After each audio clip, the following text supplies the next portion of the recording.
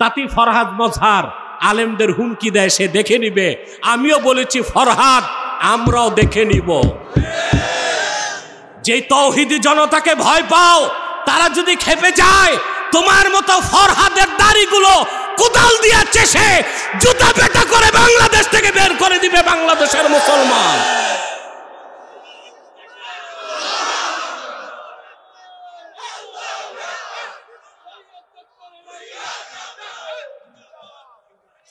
প্রিয় সুধী,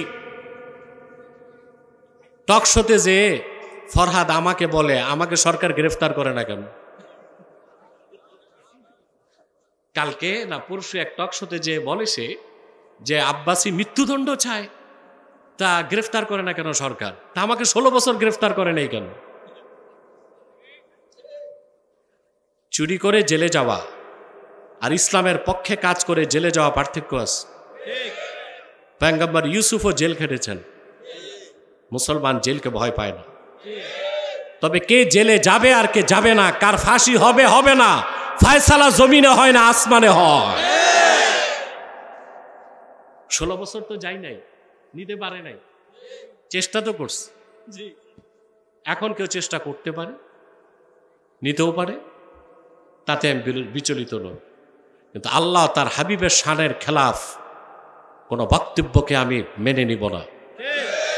এই বক্তব্য যেই দিবে তার মৃত্যুদণ্ড চাই। প্রশাসন মৃত্যুদণ্ড দিবে না, এক সময় বিরক্ত হয়ে মুসলমান আইন হাতে তুলে নিতে বাধ্য হবে। বাংলাদেশের সবচেয়ে বড় অভিশাপ হচ্ছে বুদ্ধিজীবীরা। এদের এক দলকে কন্ট্রোল করে র, আরেক দলকে কন্ট্রোল করে সিআইএ। এরা যারাই গভর্নমেন্টে আসে তাদেরকে মিসগাইড করে, ডেসপারেট করে, জনগণের মোটিভকে ঘুরিয়ে দিতে চায়। কথাগুলো আমরা বুঝবো। আল্লাহর সর্বশ্রেষ্ঠ নিদর্শন হচ্ছে 30 পারা কোরআন, রাসূলুল্লাহর সর্বশ্রেষ্ঠ মুজিজায়ে কোরআন। সুবহানাল্লাহি বিহামদি। আল্লাহ রাব্বুল আলামিন তার আখিরি নবী মুহাম্মদ সাল্লাল্লাহু আলাইহি সাল্লামের মাধ্যমে যে কোরআন পাঠিয়েছেন, এ কোরআন হচ্ছে এমন এক মুজিজা, মুজিজাতুন খাতিমাতুন খালিদাতুন সারমাদিয়াতুন ইলা ইয়াউমিল কিয়ামাহ। এমন এক মুজিজা রাসূলুল্লাহ রেখে গিয়েছেন, কিয়ামত পর্যন্ত যা অপরিবর্তনীয় থাকবে, অম্লান থাকবে, অক্ষয় থাকবে, যার কোনো রদবদল হবে না। কিয়ামত পর্যন্ত কোরআন মানুষকে আল্লাহ, তার রাসূল ও ইসলামের মহাসত্যতার পক্ষে সাক্ষ্য দিয়ে যাবে। এর চেয়ে বড় নিদর্শন আর কিছু হতে। কিন্তু কাফেররা অজুহাত খুঁজতে লাগলো যে এটা না হয়ে যদি এটা হতো, এটা না হয়ে যদি এটা হতো। যেমন ওরা একটা অজুহাত হিসেবে রাসূলুল্লাহর কাছে বক্তব্য উপস্থাপন করেছে,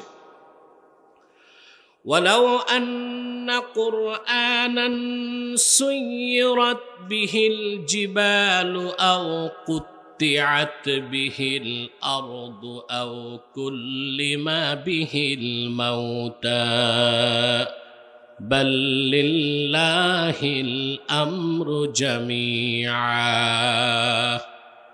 যদি মুহাম্মদ সাল্লাল্লাহু আলাইহি সাল্লামের নিকট এমন একটা কোরআন আসতো যার মাধ্যমে পাহাড়গুলো উড়তো, জমিনটা ফেটে যেত, মৃত মানুষ দাঁড়িয়ে কোরআনের সাথে কথা বলতো, তাইলে ঈমান আনার চিন্তা করতাম। বলেন নাউজুবিল্লাহ।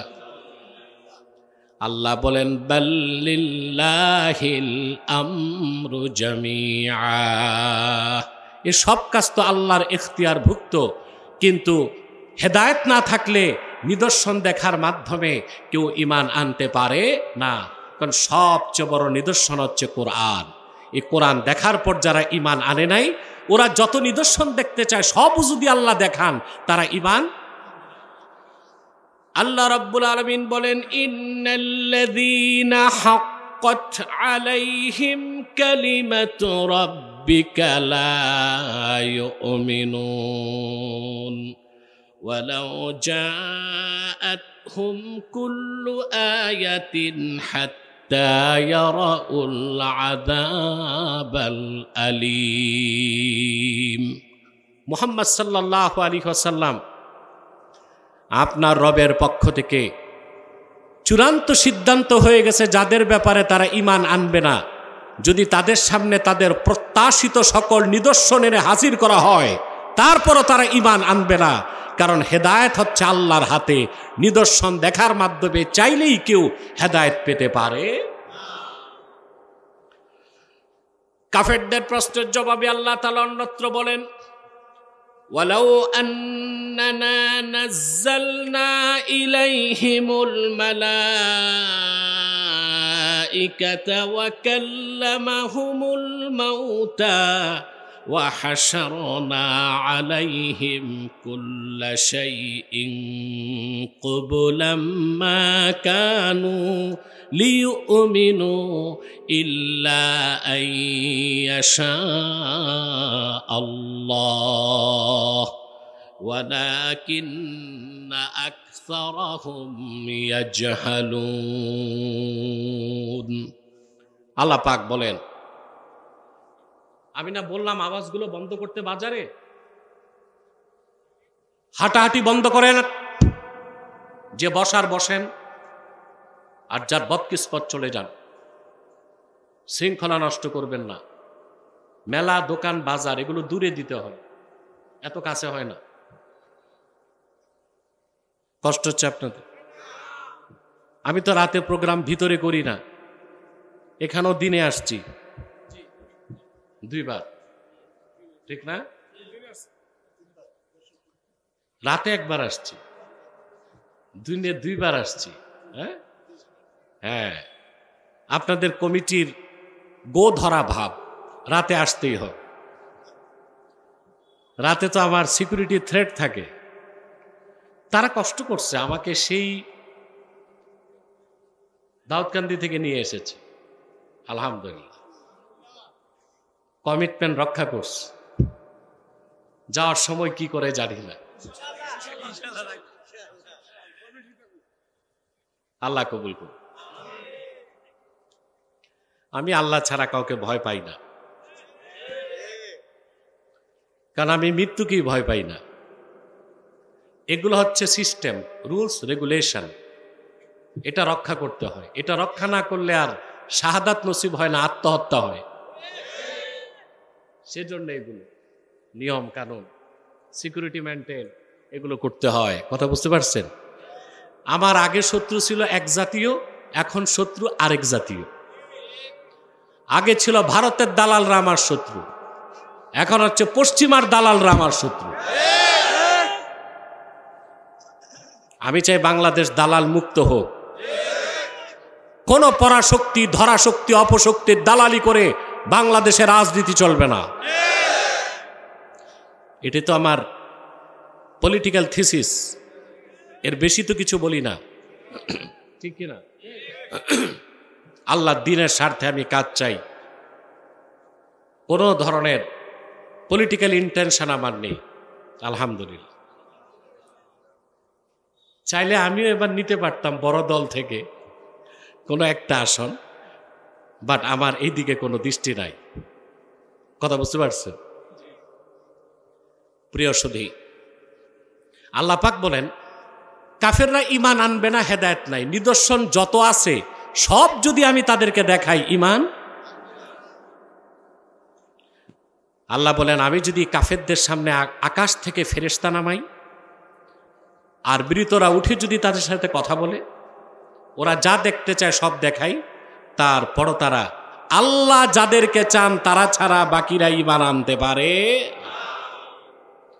তার কারণ সবচেয়ে বড় নিদর্শন কোরআন শরীফ। ওরা যে নিদর্শনগুলো দেখতে চেয়েছে, প্রশ্ন আসে না আল্লাহ তো দেখাইলেই পারতেন? কথা বলে, ওরা যে নিদর্শন দেখতে চাইছে এর চেয়ে অনেক বড় নিদর্শন রাসূলুল্লাহ দেখাইছেন, ঈমান আনছেন। মক্কা শরীফে একটা পাহাড় আছে আবু কুবাইস, কি নাম? একদম কাবা ঘরের পাশে, যেখানে বাদশা বাড়ি বানাইছে। বাদশাহ ফাহাদ তার উদ্দেশ্য ভালো ছিল, তিনি চেয়েছেন প্রাসাদে বসে কাবাগর দেখে দেখে আল্লাহর ইবাদত করবেন। এই ছিল তার উদ্দেশ্য। অনেকেই সমালোচনা করে না বুঝে। এই আবু কুবাইস পাহাড় হচ্ছে পৃথিবীর প্রথম পাহাড়। হাদিসের এসেছে রাসূলুল্লাহ সাল্লাল্লাহু আলাইহি ওয়াসাল্লাম ইরশাদ করেছেন, আউয়ালু জাবালিন খালাকাহুল্লাহু ফিল আরদে আবা কুবাইস। পৃথিবীতে প্রথম আল্লাহ তাআলা যে পাহাড়টা তৈরি করছেন ওই পাহাড় হচ্ছে আবু কুবাইস। এটাকে বলা হয় উম্মুল জিবাল, সব পাহাড়ের মা। আল্লাহ রসুল দাঁড়িয়ে আছেন, আবু জেহেল তার সাঙ্গপাঙ্গ নিয়ে আসছে, এসে বলে, মুহাম্মদ সাল্লাল্লাহু আলাইহি ওয়াসাল্লাম, আপনি যত নিদর্শন দেখালেন সব মাটিতে, জমিনে, আকাশে তো দেখালেন না। আল্লাহর হাবিব বললেন, কি দেখতে চাও? সে বলল, পূর্ণিমার চাঁদ আপনি 2 টুকরা করে দেখাতে পারবেন? সে ভাবছে তা কি আদৌ সম্ভব?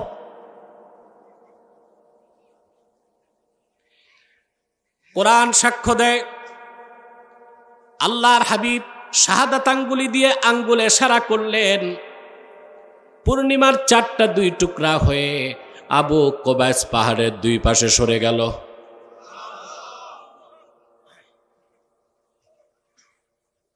আবু জেহেল ঈমান আনছে? কোরআনে কারীমে আল্লাহ পাক সে কথা বলেন, ইকতারাবাতিস সাআতু ওয়ানশাক্কাল কমর ওয়া ইয়ারাউ আয়াতান ইউরিদু ওয়া ইয়াকুলু সিহরুম মুস্তামির। কিয়ামত নিকটবর্তী হলো, মুহাম্মদ সাল্লাল্লাহু আলাইহি সাল্লামের আঙ্গুলের ইশারায় চাঁদ 2 টুকরা হয়ে গেল। কাফেররা ঈমান আনলো না, বলল সিহরুম মুস্তামির, এটা চলমান জাদু। বলেন নাউজুবিল্লাহ। তা নিদর্শন দেখলে কি হেদায়েত আনতো? কথা বলেন।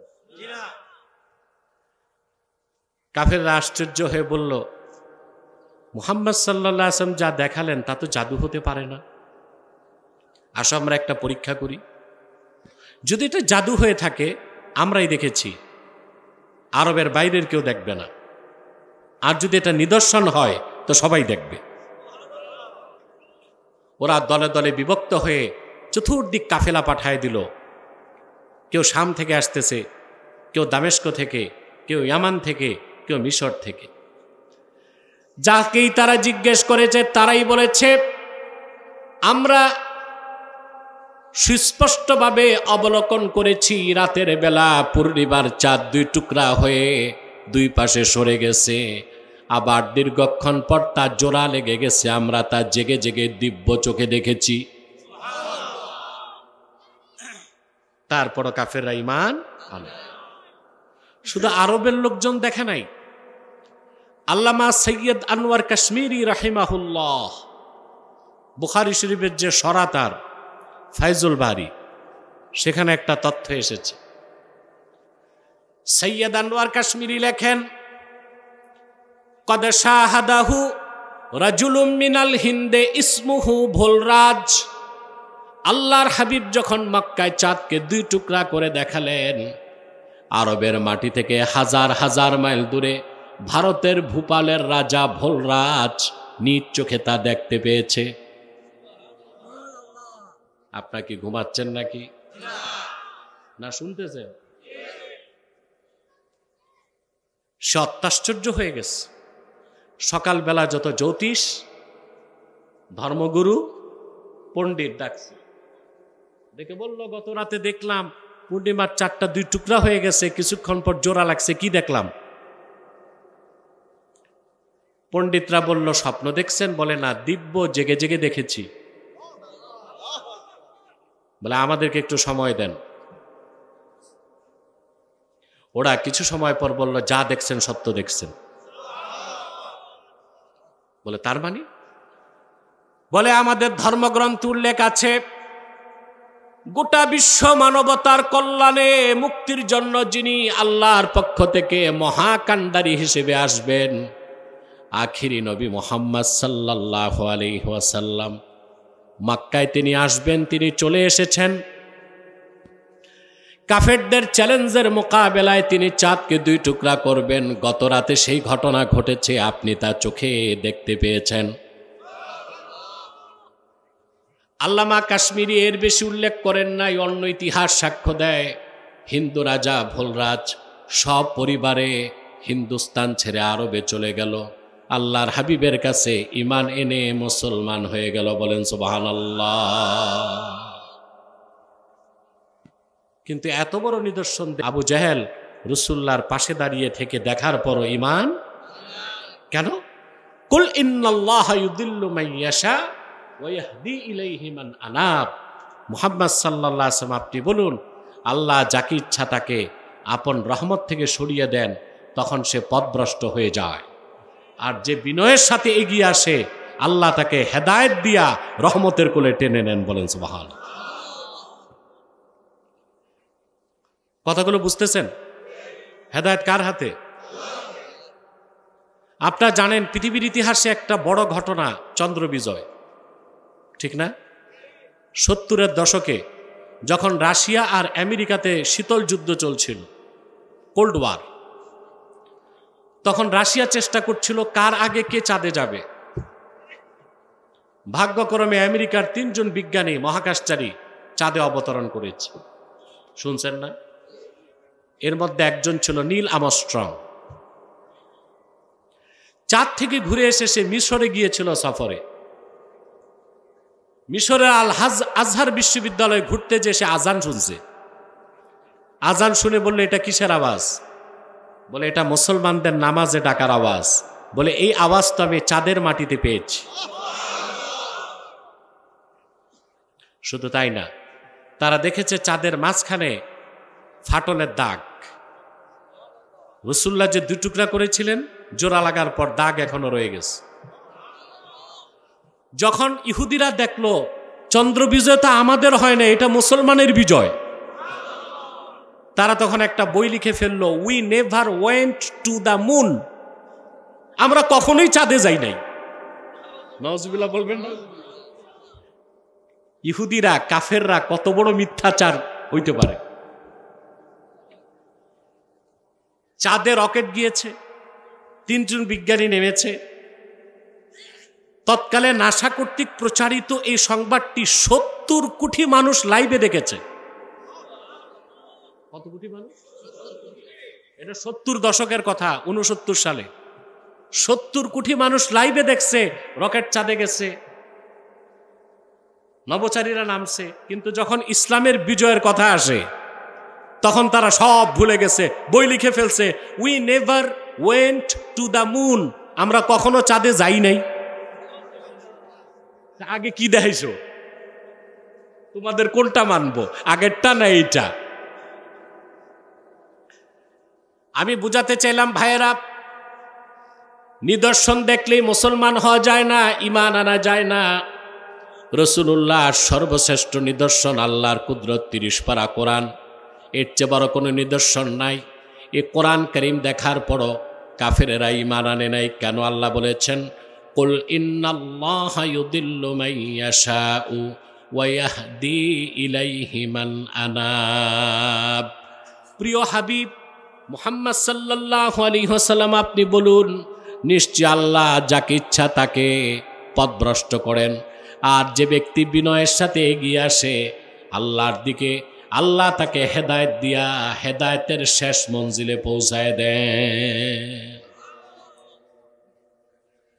হেদায়েত 2 প্রকার। কয় প্রকার? আপনি যেতে পারেন? আচ্ছা, হেদায়েত কয় প্রকার? তাকান আমার দিকে। কয় প্রকার? একটা হচ্ছে ইরাআতুত তারিক, ইন্ডিকেশন অফ পাথ, পথ দেখায় দেওয়া। এটা সত্যের পথ, এটা হেদায়েতের পথ, এটা জান্নাতের পথ। আরেকটা হচ্ছে ইসাল ইলাল মাতলুব, হাত ধরে বান্দাকে হেদায়েতের শেষ মঞ্জিলে পৌঁছায় দেওয়া। প্রথমটা কোরআনের কাজ, দ্বিতীয়টা আল্লাহর কাজ। সুবহানাল্লাহ। পথ দেখায় কে? সেই পথে চালায় কে? সুবহানাল্লাহ। হেদায়েত দুই প্রকার, একটা হচ্ছে ইরাআতুত তারিক, পথ দেখায় দেওয়া, আরেকটা হচ্ছে ইসাল ইলাল মাতলুব, সেই পথে হেদায়েতের শেষ গন্তব্যে পৌঁছায় দেওয়া। আমি একটু দৃষ্টান্ত দিব, কথা বলেন। আল্লাহ রাব্বুল আলামিন হেদায়েতের পথ দেখানোর জন্যে একজন দুইজন নয়, লাখের উপর পয়গম্বর পাঠিয়েছেন।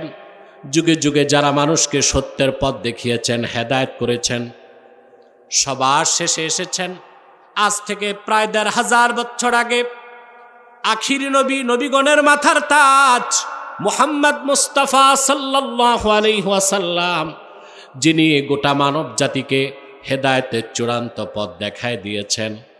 রেখে গেছেন ৩০ পারা কোরআন। কিয়ামত পর্যন্ত এই কোরআন মানুষকে সে মহাসত্যের পথে আহ্বান করবে। এটা হচ্ছে ইরাতুত তারিক, পথ দেখায় দেওয়া। কিন্তু সেই পথে কে চলবে আর কে চলবে না, সিদ্ধান্তটা কে নিবেন? ওই দ্বিতীয়টা হচ্ছে ইসাল ইলাল মাতলুব, গন্তব্যে পৌঁছায় দেওয়া। সুবহানাল্লাহ বলে। সত্যকে চিনলে গ্রহণ করা যায়, কথা বলেন। সত্যকে চিনতে পারা এক বিষয়, সত্যকে গ্রহণ করা আরেক বিষয়। আমি দুটো দৃষ্টান্ত আপনাদেরকে দিচ্ছি। মক্কায় কুরাইশদের নেতা ছিল আবু জাহাল। কে? তো কুরাইশদের মধ্যে যারা বুদ্ধিজীবী ছিল, বড় বুদ্ধিজীবী ছিল আখনাস ইবনু শরীক। কি নাম? আখনাস বিন শরীক, অনেক বড় বুদ্ধিজীবী ছিল। এখন বাংলাদেশে বুদ্ধিজীবী আছে না? কথা বলেন। আমাদের ডক্টর জালালউদ্দিন সাহেব বলছেন বুদ্ধিজীবীদের কথা, পরাস্ত হয়েছে তারা। যত বুদ্ধিজীবী আমার সাথে বসছে আলহামদুলিল্লাহ পরাজিত হয়েছে। ওদের কাছে কিচ্ছু নাই।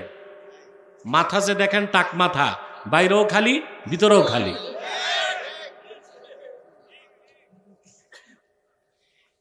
এই বুদ্ধিজীবীগুলো কিছু পালাইছে ৫ তারিখের পর, কিছু জেলে, কিছু জঙ্গলে আসামের। আর এখন আবার কিছু বুদ্ধিজীবী গজাইছে। এর মধ্যে সবচেয়ে কুখ্যাত হচ্ছে মার্কিন যুক্তরাষ্ট্রের দালাল ফরহাদ মজহার।